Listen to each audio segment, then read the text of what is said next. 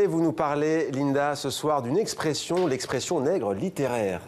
Et oui, une page se tourne, Mohamed. Après 3 siècles de bons et loyaux services, le nègre littéraire tire sa révérence. Le vieil écrivain de l'ombre, sous-traitant anonyme d'un ouvrage signé par un autre plus célèbre que lui, plie bagage.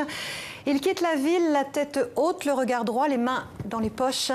Ses maîtres l'ont éconduit sans lui dire merci ni même au revoir, car c'est sur injonction du roi que le nègre quitte les coulisses du pouvoir. Il laisse derrière lui les restes d'un passé oppressif, esclavagiste. Le nègre est mort, vive le nègre.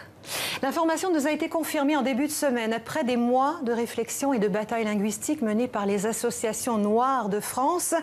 Le gouvernement a plié, il bannit l'expression nègre littéraire et suggère à la place d'utiliser le terme de prête-plume, comme on le fait depuis longtemps chez nous, dans les contrées éloignées du Nouveau Monde. Cette affaire me rappelle qu'il y a des mots qui disparaissent de notre langue, parfois sans qu'on s'en aperçoive. Certains sortent même des dictionnaires. Je ne savais pas que ça pouvait arriver. Je l'ai appris récemment avec l'ouvrage Les mots disparus de Pierre Larousse, une sorte de cimetière des mots devenus trop vieux, trop peu utilisés. Ce sont souvent des noms de métiers qui n'existent plus, comme coffretier, autrefois fabricant de coffres, ou encore blatier, marchand de blé. Notre vocabulaire est amputé au fil du temps. Les statistiques le disent, 10% des mots qui figuraient dans le Larousse il y a 200 ans n'y sont plus aujourd'hui. La faute au progrès, aux nouvelles technologies, plus simplement à tout ce qui vit et qui meurt.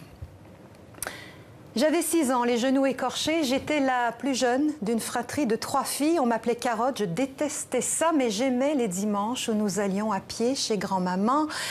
Nous nous cachions dans une petite armoire au milieu des flacons plastiques roses et vides que grand-mère conservait, va savoir pourquoi.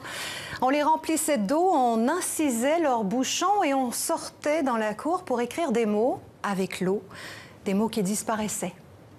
Mais d'autres mots apparaissent. On ne les remarque souvent pas non plus. Ils débarquent dans nos vies en même temps qu'Internet, la téléphonie, en même temps que les phénomènes de société, selfie, hashtag, burkini, tweet, les 200 drôles de mots qui ont changé nos vies.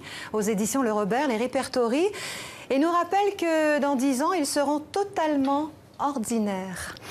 Mais il paraît qu'un mot ne meurt jamais complètement, qu'on sera sûr, qu'on en trouve toujours une place, une trace chez telle ou telle grand-mère, comme un vieux chewing-gum collé sur l'étagère à côté des tasses de thé. L'humeur de Linda, il y a d'autres mots qui entrent. On a kiffé, par exemple, on peut dire kiffer, ça, on a aimé. On a aimé. C'est entré dans le langage populaire. Kiffé, merci. On a kiffé, Estelle, merci.